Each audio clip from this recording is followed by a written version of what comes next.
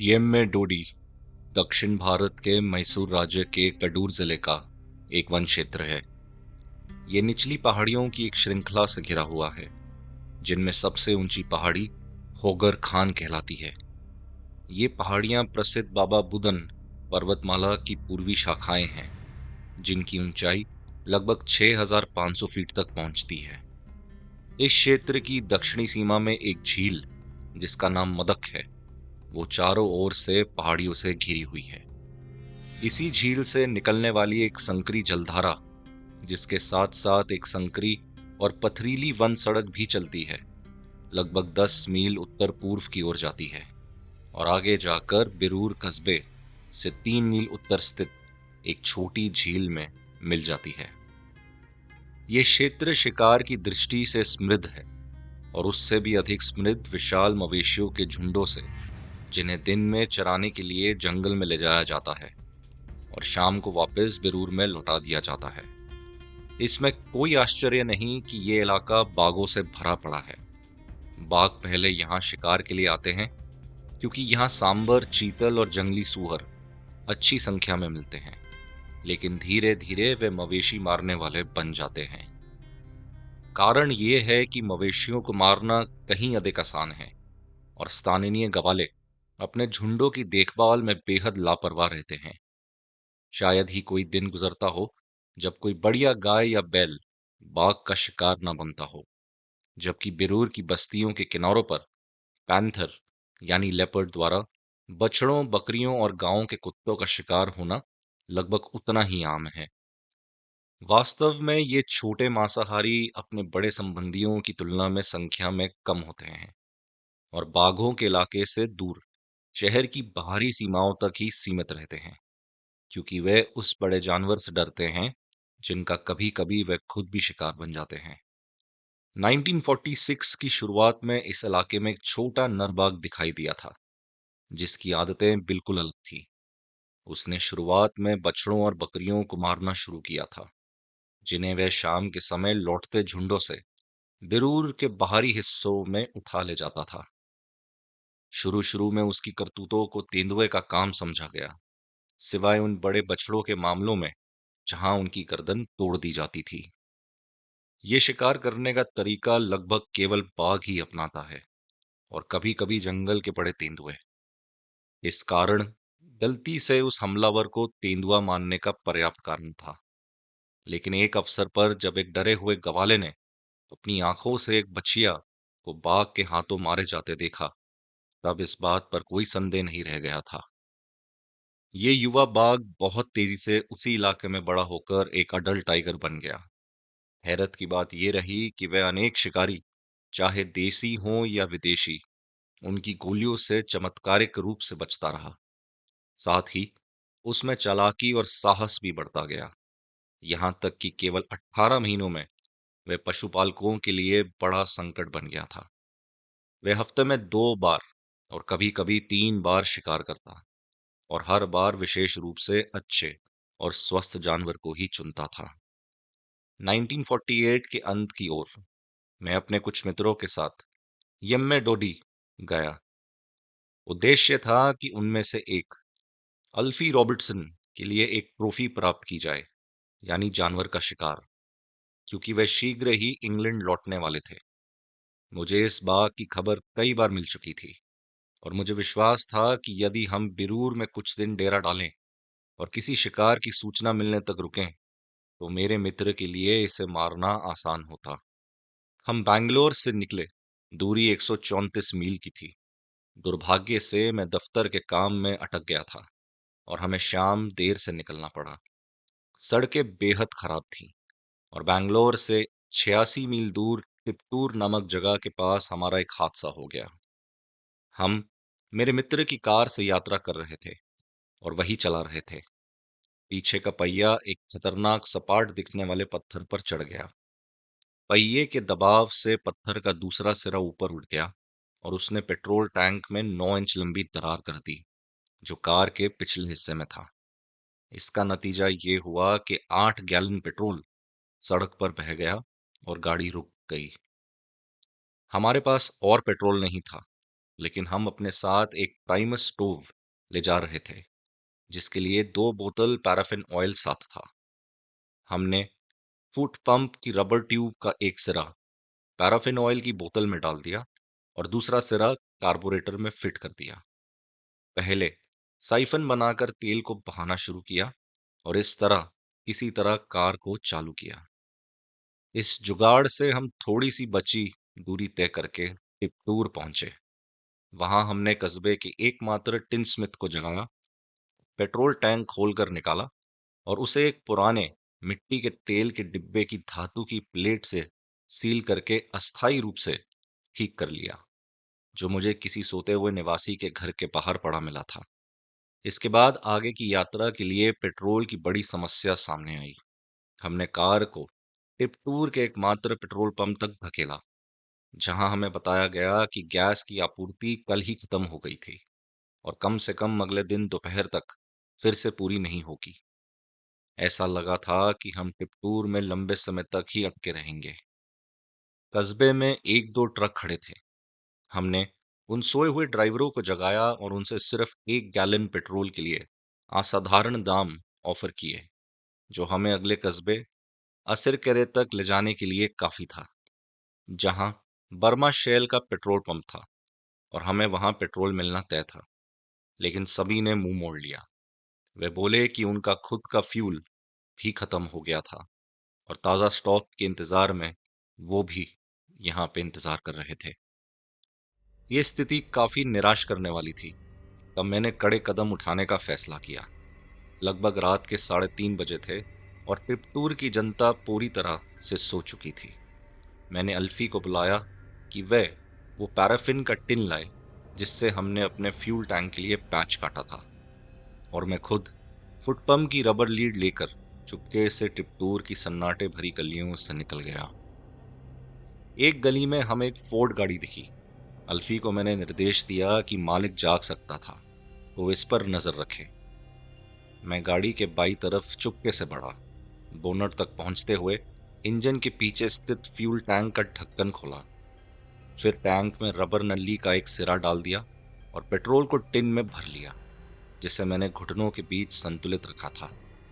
Petrol को बची हुई पैराफिन की बोतल के तेल के साथ मिलाकर हम जल्दी से अरसिरकरे की ओर निकल पड़े, जहां हमें नया पेट्रोल मिला। ऐसा करके हम अपने गंतव्य स्थान बिरूर सुबह करीब 7:30 बजे पहुंचे। हम शहर से गुजरे और जंगल की ओर करीब 2 मील आगे बढ़े, जब हमें एक खुला मैदान मिला जहां कई गिद्ध इकट्ठे थे। मेरे मित्र ने एक फोटो खींची, जबकि मैं नीचे उतरा, ये जानने के लिए कि इस जमा जोर की वजह क्या थी।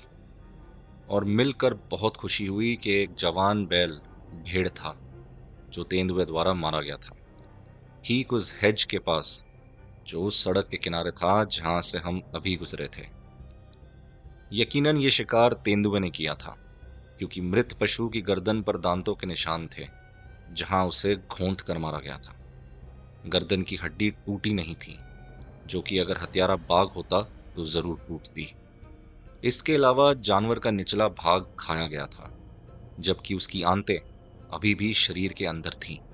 इससे यह साफ पता चलता था कि हत्यारा तेंदुआ था, क्योंकि बाघ साफ सुथरा भोजन करता है और भोजन की शुरुआत से पहले अपने शिकार के पीछे के हिस्से में एक छेद बनाता है, जिससे वह आंतों और पेट को 10 फुट दूर ले जाता है, ताकि उसका भोजन मल मूत्र से दूषित ना हो। हम इस शुरुआती सौभाग्य से बेहद प्रसन्न हुए और गिद्धों से शिकार को बचाने के लिए हेज से थोड़ी दूर पर शाखाएं तोड़कर उसके ऊपर हमने डाल दी। फिर मैंने हेज के भीतर ही एक मचान बनाई, जहां से शिकार बिल्कुल नजदीक से दिखाई देता था। यह निर्माण काफी अच्छा बना और अल्फी को लगा कि पिछली रात कार से हुई सारी परेशानी की भरपाई अब पूरी हो जाएगी, क्योंकि उसे पक्का विश्वास था कि शाम को जब तेंदुआ अपने शिकार के पास लौटेगा तो वह उसे मार गिराएगा। उसके बाद हम थोड़ी दूर पर चल गए, भोजन किया और रात के रोमांच की तैयारी में सो गए। शाम 5 बजे हम फिर शिकार और अपनी मचान पर लौट आए और वह ढकाव हटा दिया जिससे गिद्ध उस मृत जानवर से दूर रहे। इसके बाद अल्फी अपने राइफल टॉर्च, कंबल और पानी की बोतल के साथ मचान में बैठ गया। मैं कार लेकर बेरूर लौटने ही वाला था कि एक हांफता हुआ ग्वाला भागता आया और हमें बताया कि उसकी एक बड़ी गाय को अभी अभी, मुश्किल से आधा घंटा पहले ही, और 1 मील से भी कम दूरी पर एक बाघ ने मार डाला था। मैंने फैसला अल्फी पर छोड़ा। क्या वह पक्का तेंदुआ पसंद करेगा या एक मौके पर बाघ? जैसा मेरा अपना भी निर्णय होता, उसने भी बाघ पर दांव लगाने का निश्चय किया। इसलिए हमने मचान से सारा सामान समेटकर कार में रखा और आधा मील तेजी से आगे बढ़े, जब तक कि गवाले ने हमें रोकने को नहीं कहा। फिर हमने सामान उतारा और उसके साथ जंगल की ओर, उस शिकार तक जल्दी जल्दी पहुंच गए। हमें ज्यादा दूर नहीं जाना पड़ा और करीब 3 फरलॉन्ग के भीतर ही हमें वह मृत जानवर दिखाई दिया। एक बेहतरीन काली दुधारू गाय। उसकी गर्दन साफ तौर पर टूटी हुई थी और नाक से अभी भी झाग के बुलबुले निकल रहे थे। लेकिन बाघ ने एक निवाला भी नहीं खाया था। साफ था कि या तो गवाले ने या शायद पास ही चर रही भैंसों ने उसे डरा दिया था। अब शाम के 6 बजे थे और अंधेरा तेजी से बढ़ रहा था। दुर्भाग्य से उस जगह पर कोई पेड़ नहीं था और कुछ मिनटों की तलाश के बाद ये साफ हो गया कि हमें या तो इस शिकार को छोड़ना पड़ेगा या फिर जमीन से ही बाघ पर गोली चलाने का जोखिम उठाना होगा जब वह वापस लौटता। अल्फी इतना उत्सुक था कि शिकार छोड़ने की बात सुनना भी नहीं चाहता था। इसलिए गवाले की मदद से मैंने पास की झाड़ियों से कुछ शाखाएं तोड़कर एक बेहद साधारण सी मचान बनाई, जिसमें हम सभी लगभग 6:30 बजे चढ़ गए। अब लगभग पूरी तरह अंधेरा हो चुका था और 15 मिनट के भीतर 25 गज दूर पड़ी उस मृत गाय की आकृति अंधेरे में गुम हो गई। उस रात चांदनी नहीं थी, पर सितारों की हल्की चमक आसपास देखने लायक रोशनी दे रही थी। लेकिन शिकार की जगह हमारी नजर से बाहर हो गई थी।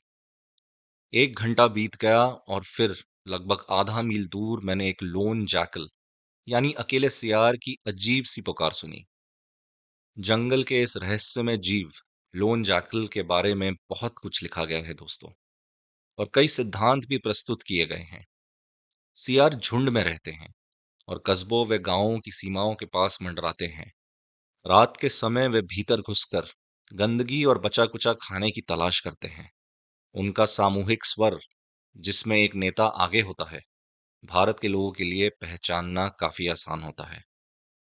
लेकिन अकेला सियार हर महीने में उसी प्रजाति का होता है। उसकी पुकार एकदम अलग और लंबी खिंची होती है। इसी ने उसे जंगल की अनगिनत अंधविश्वासों, लोक कथाओं और कहानियों में विशेष स्थान दिलाया है। लेकिन इन तमाम अटकलों में से दो सिद्धांत सबसे अलग नजर आते हैं। पहला ये कि ये सियार अक्सर किसी बाघ या तेंदुए, ज्यादातर बाघ का पीछा करते हैं और अपनी अजीब पुकार से उसे शिकार तक ले जाते हैं। इसके बदले वे अपने हिस्से में तब खाता है जब असली मालिक पेट भरकर वहां से चला जाता है। दूसरा सिद्धांत यह है कि यह अकेला सियार किसी विशेष मांसाहारी से जुड़ जाता है और बहुत सुरक्षित दूरी बनाकर लगातार उसका पीछा करता है, ताकि हर बार उसके शिकार से बचे कुचे भोजन पर उसका नियमित हिस्सा सुनिश्चित हो सके। दोनों में से चाहे जो भी सच हो, अकेले सियार की उपस्थिति और उसकी पुकार इस बात का पक्का संकेत है कि आसपास बाघ या तेंदुआ मौजूद था। और इस तथ्य कि मैंने स्वयं भारत के अनेक जंगलों में व्यक्तिगत पुष्टि भी की है। इस प्रकार उस रात अकेले सियार की पुकार ने हमें उतनी ही स्पष्टता से बता दिया, जितनी स्पष्टता से बाघ को अपनी आंखों से देख लेते, कि गाय को मारने वाला शिकारी अब पास आ रहा था। लगभग 10 मिनट बाद हमने शिकार की दिशा में और उससे आगे साफ साफ आऊ आऊं की आवाज सुनी। बाघ अब आ चुका था। मैंने धीरे से अल्फी की टांग को ठोका, लेकिन वह पहले से ही पूरी तरह चौकस था। समय बीतता गया। तभी झाड़ियों में हल्की सी सरसराहट हुई और उसके बाद धीमी सी धमक और घसीटने की आवाज आई। अल्फी ने टॉर्च का स्विच दबाया और तेज रोशनी की किरण बाहर फुट पड़ी।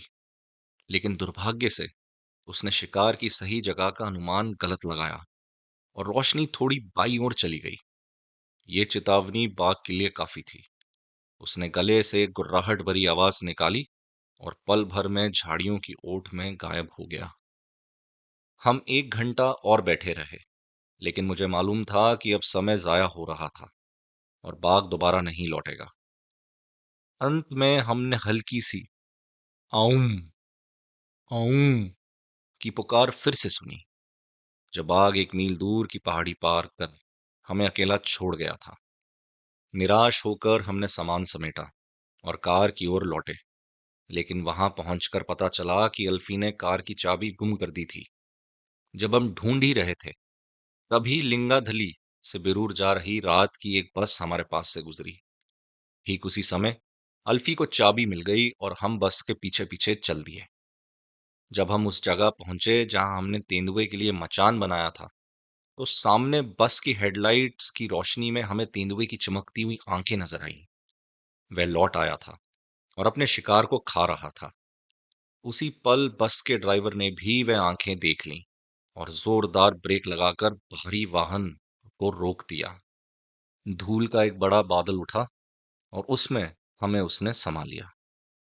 अल्फी और मैं बस से नीचे उतरे। उसके साथ साथ चलते हुए हमने तेंदुए को बीच के खेत को आधा पार करते हुए चुपके से जाते देखा। अल्फी ने गोली चलाई और जानवर एक तेज चींक के साथ हवा में उछला, फिर बिजली सी फुर्ती से खेत को पार करता हुआ वहां से भाग गया। बहुत देर बाद हमें एहसास हुआ कि हमने गलत काम कर दिया था। अल्फी को फिर से हमारे मचान में लौट जाना चाहिए था और मुझे बस के पीछे कार लेकर आगे बढ़ जाना चाहिए था। इस तरह तेंदुआ निसंदेह कुछ ही मिनटों में अपने शिकार के पास लौट आता और अल्फी को आसान निशाना मिल जाता। लेकिन हालात जैसे बने, मैंने सही सलाह नहीं दी और अब हमारे सामने एक घायल तेंदुआ था। लेकिन अब पछताने से कुछ हासिल नहीं होना था, इसलिए हम बिरूर लौट आए और रात ट्रैवलर्स बंगले में गुजारी। अगली सुबह हम फिर उसी जगह पहुंचे। इधर उधर खोजने के बाद मुझे एक हल्की खून की लकीर दिखाई दी, जो खेत के बिल्कुल आखिरी छोर पर जाकर साफ नजर आ रही थी। और जैसे ही हम घने झाड़ झंखाड़ में घुसे, वह और स्पष्ट होती गई। यहां हमें कठिन स्थिति का सामना करना पड़ा। तेंदुआ शायद साइड से घायल हुआ था और उसके घाव से खून नीचे बहकर धीरे धीरे जमीन पर टपकने लगा। यही वजह थी कि खून का निशान खेत के अंत में जाकर दिखा। इसके बाद खून की धार साफ नजर आ रही थी, जबकि जानवर रेंगते हुए सबसे घने झाड़ों में जा घुसा था, जहां लैंटेना की कांटेदार झाड़ियां थी। यहां उसके पीछे जाना असंभव था, सिवाय घुटनों के बल रेंगते हुए। एक पुरानी जंगली सूअर की पगडंडी इस झाड़ियों के बीच से होकर निकल रही थी और खून की लकीर से साफ था कि तेंदुआ उसी रास्ते से गुजरा था। मैं घुटनों के बल रेंगता हुआ अपनी कॉक की हुई .405 विंचेस्टर राइफल सामने बढ़ाते हुए तेंदुए के पीछे पीछे बढ़ रहा था। अल्फी मेरे पीछे था, ताकि किसी बगल से या पीछे से हमले की स्थिति में सुरक्षा मिल सके।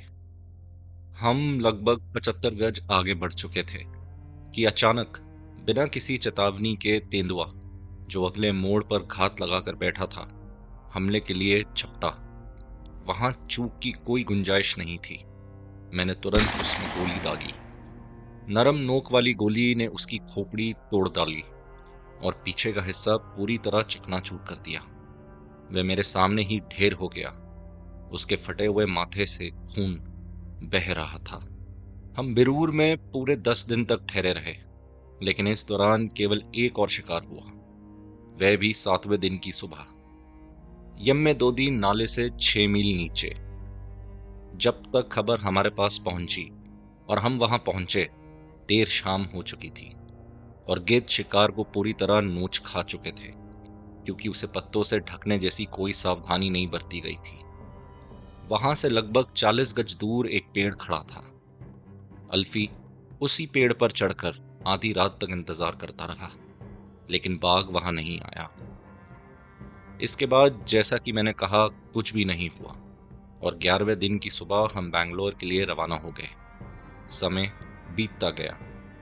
फिर एक अंधेरी रात, लिंगधल्ली से बिरूर जाने वाली सड़क पर 4 लोगों का एक दल निकला, जिन्हें कार शिकारी कहा जाता था। ये वे लोग थे जो कार से ही शिकार करते थे, स्पॉटलाइट की मदद से। जंगल से गुजरते समय इनके पांव तक जमीन पर नहीं पड़ते थे। ट्रैकिंग का ज्ञान, बड़े शिकार की कला, जंगल और प्रकृति की सुंदरता से इन्हें कोई लेना देना नहीं था। इनके लिए सबसे बड़ा शौक ये था कि अपनी कार की शक्तिशाली हाई बीम स्पॉटलाइट से जंगल की झाड़ियों को चीर कर देखना, और जो भी आंखें चमकती हुई दिख जाए उन पर गोलियों की बौछार कर देना था।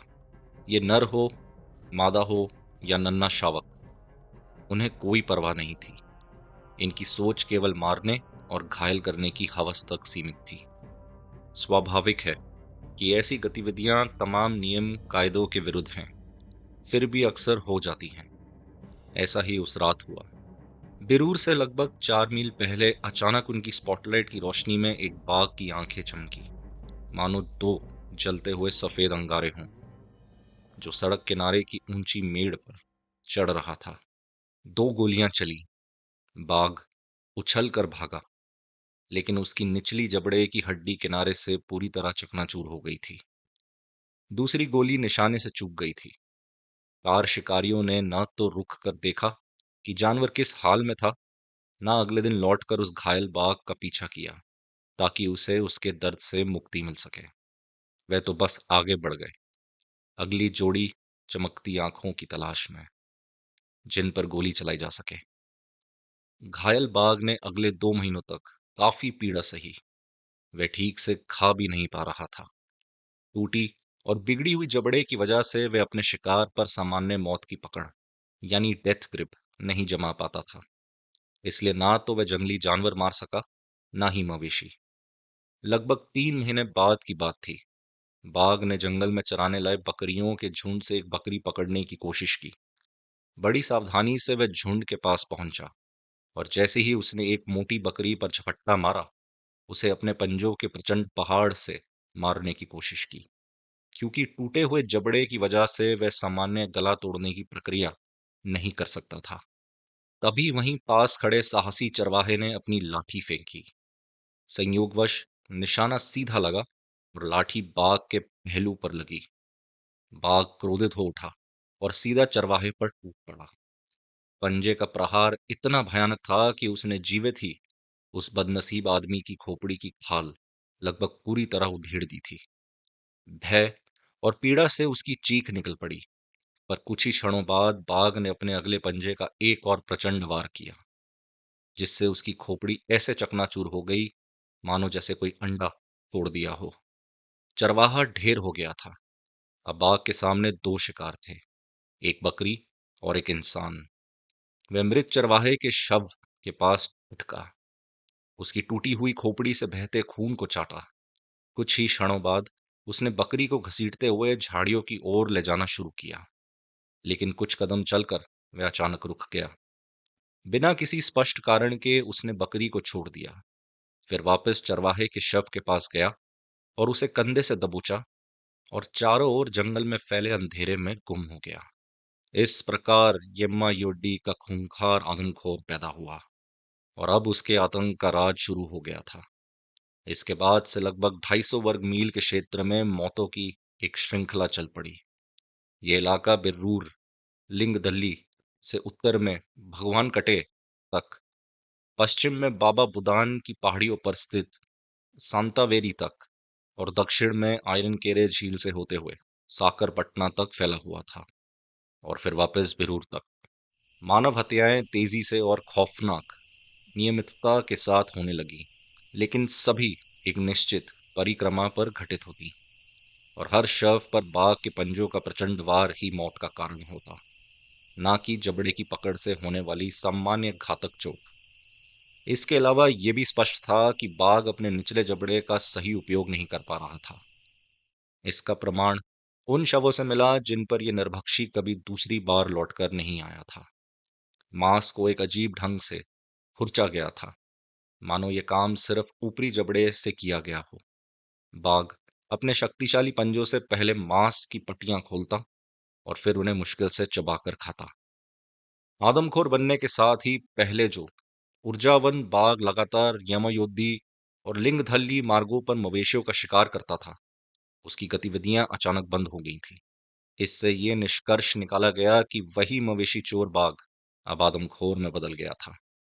कार शिकारियों की कहानी कुछ समय तक छुपी रही, जब तक कि उनमें से एक ने किसी मौज मस्ती और डींगे मारने के दौरान ये खुलासा नहीं कर दिया कि उन्होंने बेरूर लिंगधल्ली सड़क पर एक बाघ पर गोली चलाई थी और उसे घायल कर दिया था।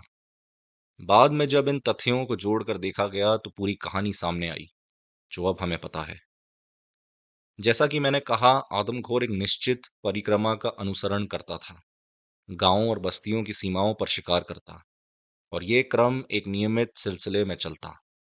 इन तथ्यों की जानकारी मुझे अखबारों में छपी रिपोर्टों को पढ़कर और अपने जंगल के नक्शे पर उन स्थानों और तारीखों को चिन्हित करके मिली, जहां जहां और जब जब लोग मारे गए थे। इस क्षेत्र का केंद्र, जिसे बाघ ने अपनी नियमित परिक्रमा के लिए चुना था, पायदानदार पहाड़ियों की चट्टानी और घने जंगल वाली ढलानों पर था, जिनकी चोटी पर होगार खान नामक पहाड़ स्थित है, जिसकी ऊंचाई लगभग 4,500 फीट थी।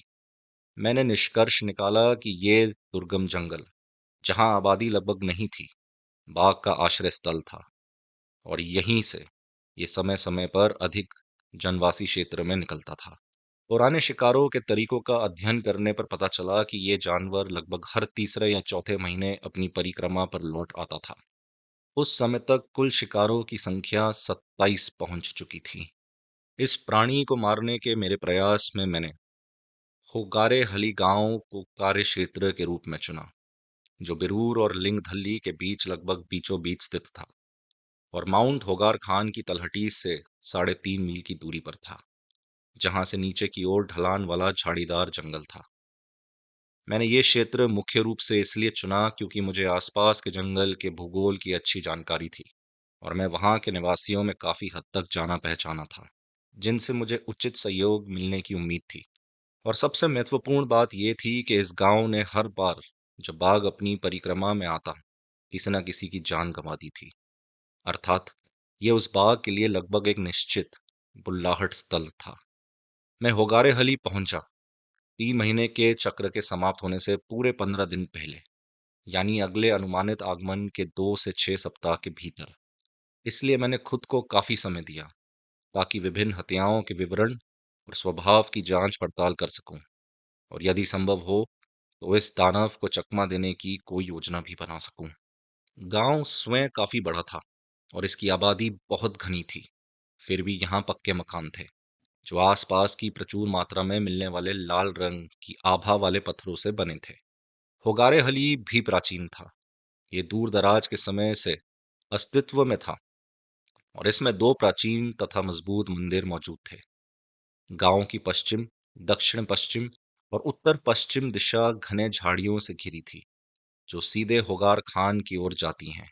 दक्षिण में एक बड़ी और सुंदर झील है, जो सर्दियों में हंसों और जंगली बतखों से भरा रहता था। इस झील के दक्षिण से एक रास्ता यम दोदी जल मार्ग की ओर जाता है, जो लगभग 3 मील दूर है। दक्षिण पूर्व दिशा में नारियल और केले के घने बागान थे, जिनके बीच बीच में सुपारी के लंबे पतले तने खड़े थे। इनके नीचे पान की बेलें फैली थीं, जिनकी पत्तियां पूरे पेनिनसुला में भारतीय लोग खूब चबाते। होगारे हली के दक्षिण में कुछ बिखरे हुए धान के खेत थे, और फिर दक्षिण पूर्व, पूर्व और उत्तर दिशाओं में सूखे फसलों के खेत फैले थे, जो केवल मानसूनी वर्षों पर निर्भर रहते थे। ये खेत बिरूर लिंगडल्ली सड़क तक फैले थे, जो गांव से लगभग 1.5 मील की दूरी पर थे। जैसा आप अब तक समझ ही चुके होंगे, अधिकांश हत्याएं पश्चिम, दक्षिण पश्चिम और उत्तर पश्चिम की झाड़ीदार पट्टी में हुई थी, जबकि 2 घटनाएं नारियल के बाग के बिल्कुल बीच में हुई थीं, जिनमें से एक शिकार उसके मालिक के एक चचेरे रिश्तेदार का था। खुले और अधिक उजले क्षेत्रों से आदमखोर ने अपने आप को बचाना ही बेहतर समझा था। इसके अलावा अधिकांश मामलों में शिकार देर दोपहर के वक्त हुए थे, क्योंकि ग्रामीणों ने हत्याओं के शुरू होने के बाद ये आदत डाल ली थी कि सूर्यास्त से पहले वे अपने घर सुरक्षित कर लेते। कई मौकों पर बाघ के पगमार्क्स दिखाते थे कि वह सुबह सुबह गांव के पास आ चुका होता, परंतु मजबूत मकान और ठोस लकड़ी के दरवाजों ने कम से कम अब तक उसे रात में अंदर घुसने से रोक दिया था। ऐसी परिस्थितियों में कार्रवाई की रूपरेखा बनाना कठिन था। मुझे पता था कि एक बार जब बाघ शिकार कर लेगा तो वह वहां से चला जाएगा और अगले 3-4 महीने तक होगारे हली वापस नहीं आता। साथ ही मेरे लिए ये भी असंभव था कि मैं अनुमान लगा सकूं कि अगला व्यक्ति कहाँ हमला होने के लिए चुना जाएगा। इसलिए बचा हुआ और स्पष्ट विकल्प केवल यही था कि मैं स्वयं चारा बनकर बाघ को अपने पास आकर्षित करने का प्रयास करूं। मैं व्यक्तिगत रूप से बहुत अनिश्चुक था, फिर भी ऐसा प्रतीत होता था कि यही एकमात्र रास्ता था। मेरे होगारे हली पहुंचने के 1 सप्ताह के भीतर मैंने ये सभी तथ्यों का पता लगा लिया था, विभिन्न हत्याओं की परिस्थितियों का अध्ययन कर लिया था और उन जगहों का निरीक्षण भी कराया था जहां वे वास्तव में हुई थी। जब वह समय तेजी से नजदीक आने लगा था, जब उस नरभक्षक का अगला दौर शुरू होने वाला था, मैंने पाया कि पश्चिम की झाड़ीदार पट्टी में शिकार हुए लोग या तो लकड़हारे थे या चरवाहे जो मवेशियों को चराते थे। आदमखोर बाघ ने किसी भी मवेशी को नुकसान नहीं पहुंचाया था, हालांकि कभी कभी भटके हुए तेंदुए ने उनका शिकार जरूर किया था। तभी मुझे एक विचार आया जिसे मैं खुद को बहुत चालाक समझकर प्रसन्न हुआ। मैंने झाड़ी के भीतर लगभग आधा मील दूरी पर एक पेड़ चुना और उसकी शाखाओं में लगभग 15 फीट की ऊंचाई पर एक कुर्सी बांध दी, ताकि मैं बाघ की छलांग की पहुंच से बाहर रह सकूं। फिर मैंने लगभग 6 फीट लंबी और 3 इंच व्यास वाली एक मजबूत लकड़ी का टुकड़ा लिया। इसका एक सिरा मजबूत रस्सी से शाखा से लटका दिया गया, जबकि दूसरा सिरा पेड़ की नीचे शाखा से तिरछे रूप में टिकाया गया था। इसके साथ मैंने एक और डोरी बांधी, जिसे मैंने अपने जूते के अगले हिस्से में बने फंदे में डाला। इस तरह मैं आराम से कुर्सी में बैठा रह सकता था, हथियार के साथ तैयार, और केवल अपने पैर को ऊपर नीचे हिलाकर उस लकड़ी के टुकड़े को शाखा से टकरा सकता था, जिससे लकड़हारे द्वारा बनाई जाने वाली आवाज की नकल होती। हालांकि ये निश्चित रूप से आवाज में कहीं कम थी। जब मेरा एक पैर थक जाता तो मैं डोरी को दूसरे पैर पर लगा सकता था। मैंने इसे इतना लंबा छोड़ा था कि हाथ से भी ऑपरेट किया जा सके, जिससे खींच की लंबाई बढ़ाकर लकड़ी की झूल और प्रहारों की आवाज को भी बढ़ाया जा सकता था। मेरे सिर के ऊपर मुझे शाखाओं को काटने की आवश्यकता नहीं थी। ये जानकर भी संतोष हुआ कि मैं कुर्सी में बैठकर धूम्रपान कर सकता था, खा पी सकता था, खांस सकता था और घूम फिर सकता था, बिना किसी छिपाव के। वास्तव में, क्योंकि मैं स्वयं चारा बन रहा था, इसलिए मेरी मौजूदगी जितनी अधिक स्पष्ट होती, बाघ के मुझे पकड़ने या हमला करने की संभावना उतनी ही बढ़ जाती। होगारे हली गांव के मुखिया मुदलागिरी गौड़ा ने मुझे अपना पूरा सहयोग दिया। मैंने उन्हें अपनी योजना समझाई और जोर दिया कि जैसे ही मैं अपनी शाखाओं पर बैठकर ऑपरेशन शुरू करूं, ये उनका काम होगा कि किसी भी हालत में कोई भी झाड़ीदार जंगल या नारियल के बाग में ना जाए, ताकि बाघ के पास कोई शिकार ना हो और केवल मैं ही उसका चारा बनूं। उन्होंने इसे करने का वादा किया और तुरंत गांव और आसपास के क्षेत्रों में घोषणा कर दी कि दोपहर के बाद खासकर झाड़ीदार जंगल और बाग की दिशा में किसी को बाहर नहीं निकलना था, वरना गंभीर परिणाम भुगतने होंगे। गांव के आसपास पर्याप्त सूखी घास और भूसा था, जिस पर मवेशियों को 15 दिन से 3 सप्ताह तक चारा दिया जा सकता था, और इसी समय तक मुझे उम्मीद थी कि बाघ अपनी उपस्थिति दर्ज कराएगा। मुखिया के निर्देश इसलिए और भी लोकप्रिय थे क्योंकि कोई भी बाघ के पंजों के नीचे मरना नहीं चाहता था, और साथ ही ये गांव वासियों को अगले 3 सप्ताह पूरी तरह आराम करने का आकर्षक अवसर भी देता था। होगारे हली पहुंचने के 10वें दिन मैंने अपनी योजना को आजमाना शुरू किया। जल्दी नाश्ता करने के बाद मैं लगभग 10 बजे सुबह पेड़ के पास पहुंच गया, हाथ में पानी की बोतल, सैंडविच, पाइप और जाहिर है अपनी .405 बंदूक लेकर, और पहले दिन का पहरा शुरू किया। जलती धूप में पैर हिला हिलाकर लकड़ी की टकराहट की आवाज पैदा करना एक थकाने वाला काम था, और ऊपर से दोपहर की धूप की तेज किरणें आंखों को बहुत तकलीफ दे रही थी, क्योंकि मुझे झाड़ीदार जंगल की तरफ झिलमिलाती गर्मी के पर्दे के पार नजर रखनी थी। मैं सूर्यास्त तक अपनी शाखा पर बैठा रहा और अगले सप्ताह भी लगातार ऐसा ही करता रहा, बिना बाघ की किसी वापसी का कोई संकेत देखे या सुने। इस दौरान मैंने अपने क्षेत्र में आने वाले हर बड़ी झाड़ी को याद कर लिया था और मानसिक रूप से विभिन्न रास्तों का नक्शा भी बना लिया था। पहले निष्फल सप्ताह के बाद और इस भयानक एकरूपता को कम करने के लिए मैंने बेरू रेलवे स्टेशन पर स्थित छोटे पुस्तक ठेले से दो सस्ते उपन्यास खरीदे, जिन्हें मैं अपनी शाखा पर बैठकर पढ़ता रहा था। इस दौरान लकड़ी को खींचने वाली डोरी को अपने पैर से स्वयं संचालित करता रहा और अपनी सुनवाई पर भरोसा करते हुए ध्यान रखता रहा कि आसपास क्या हो रहा था। इस तरह मैंने दूसरे सप्ताह का अंत भी देखा। फिर भी बाघ की किसी वापसी का कोई संकेत मुझे नहीं मिला। इस समय तक ये समझा जाना चाहिए कि मैं अब अधीर हो रहा था। वास्तव में मुझे अपनी जबरदस्ती की सुस्ती से बहुत बोरियत हो रही थी। मैंने कोई बेहतर योजना सोचने की भरपूर कोशिश की, लेकिन ऐसा कोई निष्कर्ष नहीं निकल पाया जो मेरी वर्तमान रणनीति की तुलना में अधिक सफल हो। अब हम चौथे महीने में थे और बाघ की वापसी किसी भी समय हो सकती थी, बशर्ते कि वह अभी भी अपनी नियमित परिक्रमा का पालन कर रहा हो। मैंने जिला मुख्यालय चिकमंगलूर के उप आयुक्त के साथ ये व्यवस्था की थी कि क्षेत्र में हुई सभी मानव हत्याओं की जानकारी उनके सहायक पादूर के आमीलदार, जो बिरूर से केवल 4 मील दूर था, के माध्यम से मुझे भेजी जाए। जैसे ही किसी हत्या की खबर आती, मुझे एक दौड़ने वाला भेजा जाता और निश्चित रूप से 2 दिन बाद अमीलदार की ओर से दौड़ने वाला आया और उसने बताया कि 4 दिन पहले चिकमंगलूर और सकरेपटना मार्ग पर एक गांव में बाघ ने शिकार किया था। अगले ही दिन दौड़ने वाला फिर आया और मुझे बताया कि आयरन केरे जिले के उत्तरी तट पर एक चरवाहा मारा गया था। ये मदाग झील से 5 मील दूर था, जो बदले में होगारे हली से लगभग 9 मील की दूरी पर स्थित था। अब तक की रिपोर्टें संतोषजनक थीं, क्योंकि वे स्पष्ट रूप से दर्शाती थीं कि बाघ अभी भी अपनी नियमित परिक्रमा पर चल रहा था और अंतिम हत्या के समय, जो कि मुझे खबर मिलने से 2 दिन पहले हुई थी, वे केवल लगभग 14 मील दूर था। इसलिए मैं उम्मीद कर सकता था कि इस समय तक बाघ होगारे हली की सीमाओं के पास, यदि वहां नहीं भी पहुंचा, तो निश्चित रूप से बहुत नजदीक होता, क्योंकि अगले दिन वह खाने के 3 दिन पूरे कर लेता। इसलिए पूरी संभावना थी कि वह एक नया शिकार खोजने के लिए उत्सुक होता। उस शाम मैंने मुदलागिरी गौड़ा से कहा कि होगारे हली और आसपास के निवासियों को चेतावनी दें कि हत्यारा पास ही था और किसी भी कीमत पर झाड़ीदार क्षेत्र और बागानों से दूर रहें। अगली सुबह मुझे अपनी पुरानी जगह पर और भी जल्दी बैठा पाया गया। इस बार मैं अपने साथ कोई उपन्यास नहीं लाया था, बल्कि लकड़ी के टुकड़े को जितना जोर से संभव हो सके मारने, खांसने और शाखा पर घूमने पर ध्यान केंद्रित किया, ताकि मेरी उपस्थिति अधिक से अधिक दिखाई दे। उस शाम गांव लौटते समय मैंने किसी अचानक हमले से बचने के लिए अत्यंत सावधानी बरती, लेकिन अगले 2 दिन भी कुछ नहीं हुआ। ना ही मुझे आगे किसी हत्या के बारे में कोई खबर मिली।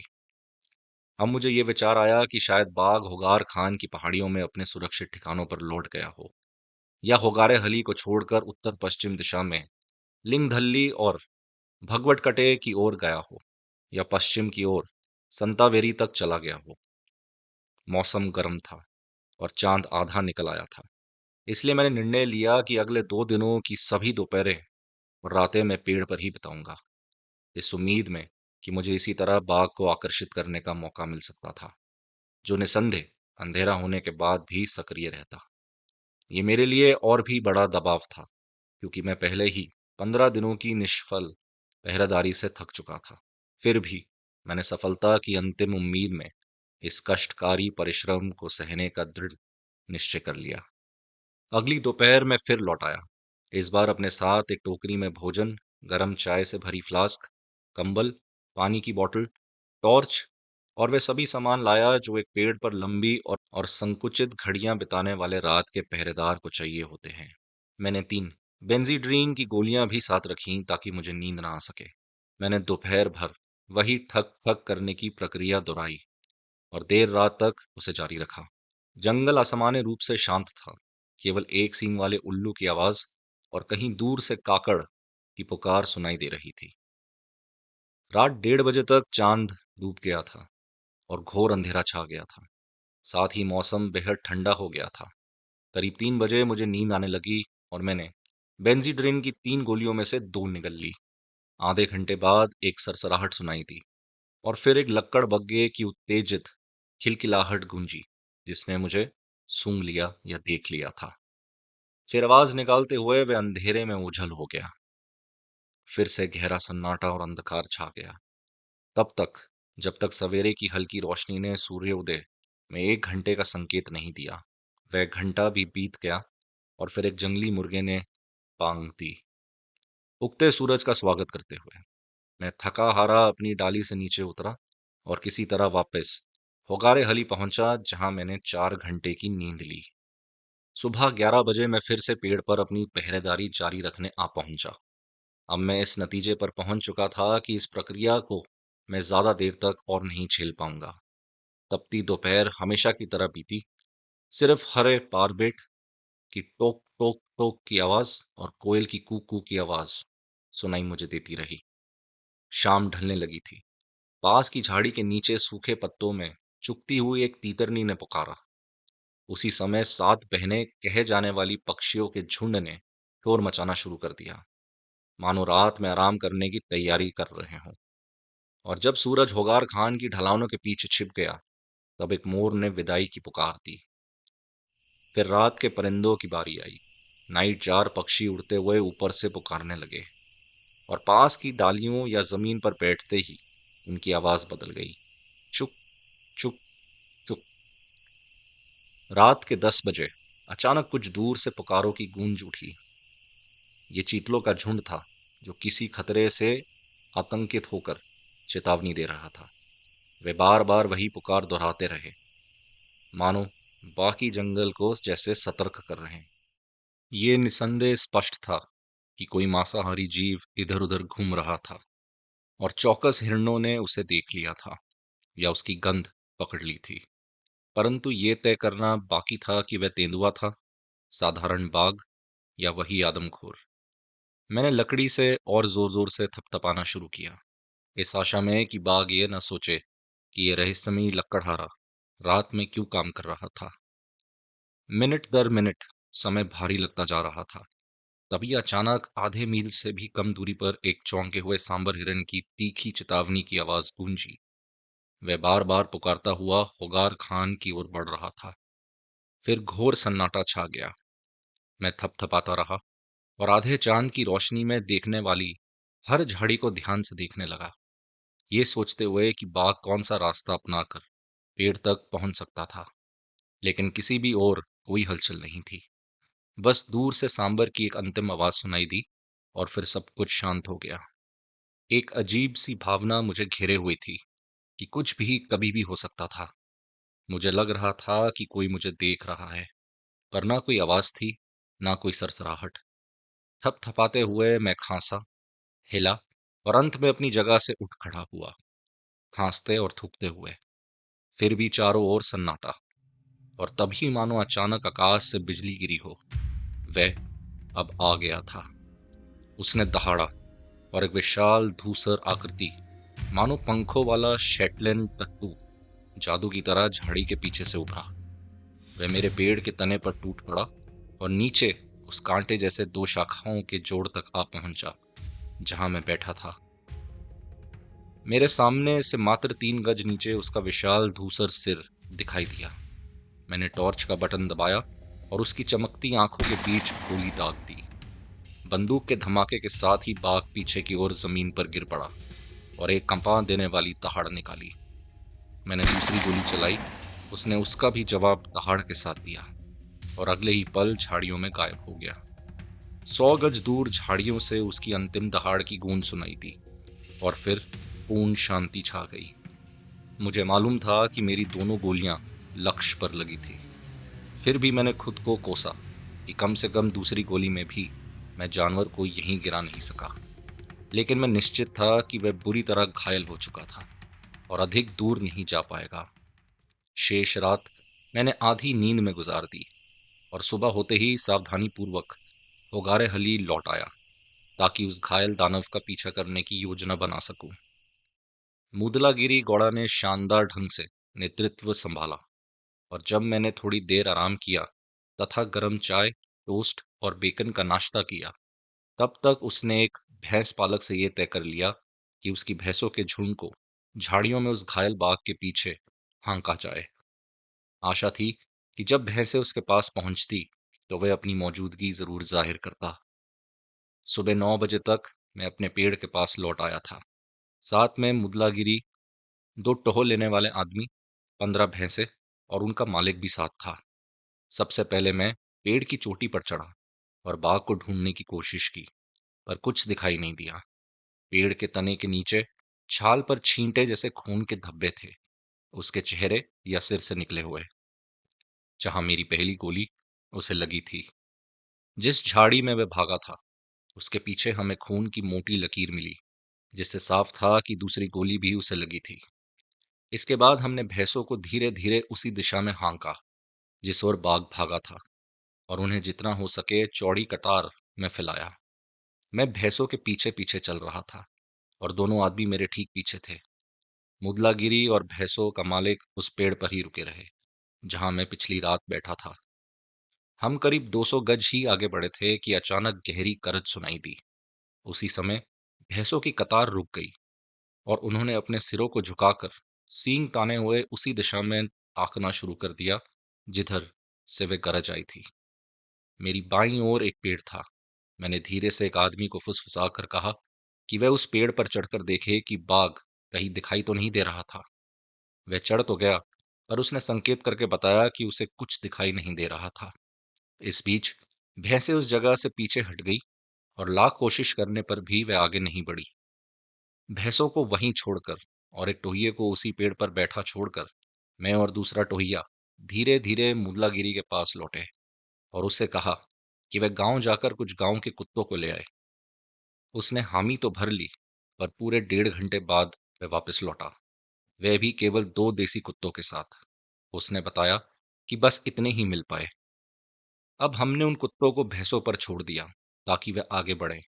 इस तरकीब से हम 25 गज और आगे बढ़ पाए थे कि तभी बाघ ने भयानक गुर्राहट की। भैंसें तुरंत थम गईं और कुत्ते जोर जोर से भौंकने लगे। मैं धीरे से आगे बढ़ा और सबसे आगे खड़ी 2 भैंसों के पीछे आकर झुक गया ताकि उनकी टांगों के बीच से झाड़ियों में झांक कर बाघ की एक झलक पा सकूं, लेकिन कुछ नजर नहीं आया। फिर मैंने भैंसों को आगे बढ़ाने की कोशिश की, पर उनमें से एक अचानक मेरी ओर पलटी और उसके लंबे सींगों की मार से मैं बाल बाल बचा। मेरी स्थिति अत्यंत कठिन थी। सामने घायल बाघ था जो किसी भी क्षण मुझ पर झपट सकता था, और चारों ओर घबराई हुई भैंसें थी जो अपने सींगों से झुंड बनाकर बाघ या मुझ में से किसी पर भी टूट पड़ सकती थी जो पहले उन्हें उकसाता। मैंने कुछ कदम पीछे हटकर उस टोइये को इशारा किया जो अब भी पेड़ पर बैठा था कि वह नीचे उतर आए। उसकी और दूसरे टोइये की मदद से मैंने भैंसों के ऊपर से पत्थर फेंकने शुरू किए, सीधे उस झाड़ी की ओर जहां से गरजने की आवाज आ रही थी। इस कार्रवाई का जवाब बाघ की नई करज से मिला, लेकिन वह न तो बाहर निकला न ही पीछे हटा। इससे साफ था कि उसकी हालत काफी गंभीर थी।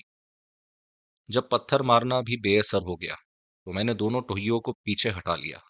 भैंसों को वहीं छोड़कर उनके साथ और 2 देसी कुत्तों को लेकर मैंने जंगल का एक बड़ा चक्कर लगाया ताकि बाघ के पीछे से लगभग 300 गज दूर से उस पर बढ़ा जा सके।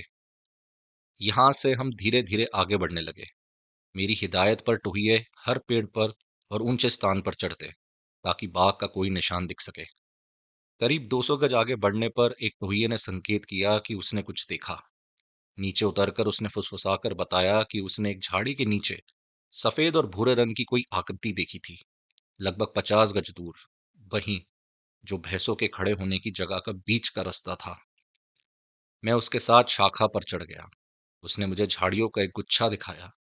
मैंने पहले तो व्यर्थ ताक झांक की, फिर उसकी आड़ में एक अस्पष्ट भूरा और सफेद धब्बा मुझे नजर आया। मैंने उस पर निशाना साधकर गोली चला दी। बाघ, ये समझते हुए कि हमला किस दिशा से हुआ था, तुरंत भैंसों की ओर गरजते हुए झपटा। सबसे नजदीकी भैंस अचानक उसकी पकड़ में आ गई जब बाघ उस पर छलांग लगाकर चिपक गया। बाकी भैंस झुंड बनाकर सिर झुकाए, सींग ताने आगे बढ़ी। उसी समय जिस भैंस पर हमला हुआ था वह पीड़ा और भय से बेतहाशा रंभाने लगी और बाघ को झटकने की कोशिश करने लगी, लेकिन बाघ उसकी पीठ पर सवार रहा, दहाड़ता और गुर्राता हुआ। पेड़ पर मेरी ऊंची जगह से पूरा दृश्य स्पष्ट दिखाई दे रहा था, लेकिन मैंने गोली चलाने की हिम्मत नहीं की। कि कहीं भैंस या झुंड की किसी और भैंस की जान न चली जाए।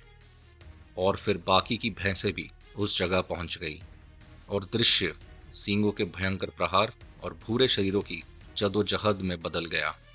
अपनी स्थिति असुरक्षित पाकर बाघ उस भैंस से कूदकर नीचे उतरा जिस पर वह चिपका हुआ था और भागकर केवल 25 गज दूर एक झाड़ी के पीछे जा छिपा। वहां मैंने उसे साफ देखा, झुका हुआ, भैंसों को घूरता हुआ। बाएं कंधे के पीछे दागी गई मेरी एक ही गोली ने उसकी कहानी समाप्त कर दी। बाद में जब मैंने बाघ का निरीक्षण किया तो पाया कि पिछली रात मेरी पहली गोली उसके दाएं गाल पर, आंख से लगभग 2 इंच नीचे और दाईं ओर लगी थी, जिसने मांस चीर कर उसकी गाल की हड्डी तोड़ दी थी। दूसरी गोली उसके पेट को चीर गई थी और बाहर निकलते समय एक बड़ा छेद बना गई थी, जिससे उसकी आंतें बाहर लटक रही थी। तीसरी और ताजा गोली ने उसके हृदय को भेड़ डाला था। उसका टूटा हुआ जबड़ा, जैसे महीनों पहले कार शिकारी ने चकनाचूर कर दिया था, बुरी तरह से गलत ढंग से जुड़ गया था। यही कारण था कि वह सही से काट नहीं पा रहा था और अंत में आदमखोर बन गया था। जिस भैंस पर हमला हुआ था वह उसके शक्तिशाली पंजों से बुरी तरह घायल हो चुकी थी, परंतु काटी नहीं गई थी। मुआवजे से उसका मालिक संतुष्ट हो गया था। मुझे पूरा विश्वास है कि वह भैंस अपने घावों से उभर गई होगी, क्योंकि भैंसें हमेशा गाय बैलों से कहीं अधिक मजबूत होती हैं और गंभीर चोटों को भी झेल लेती हैं। तो इस प्रकार समाप्त हुआ यम्मा दोदी आदमखोर का जीवन। एक जिला एक खूंखार और निर्दयी हत्यारे से मुक्त हो गया था। ये याद रखना आवश्यक है कि इस समूची समस्या की जड़ वही गैर जिम्मेदाराना गोली थी जो कार शिकारी ने चलाई थी। उन्हीं के नाम दर्ज होना चाहिए, वे उन 29 निर्दोष मानव जिंदगियों की जिम्मेदारी जो इस कारण से असमय समाप्त हो गई थी। तो दोस्तों, ये थी कहानी द मैन ईटर ऑफ यम्मा योदोदी के नरभक्षी टाइगर की। उम्मीद करता हूँ आपको आज की कहानी पसंद आई होगी। आज के लिए इतना ही। चलता हूँ दोस्तों, सिर्फ और सिर्फ वापस आने के लिए। Thank you so much for being a wonderful audience. Love you all and have a great night.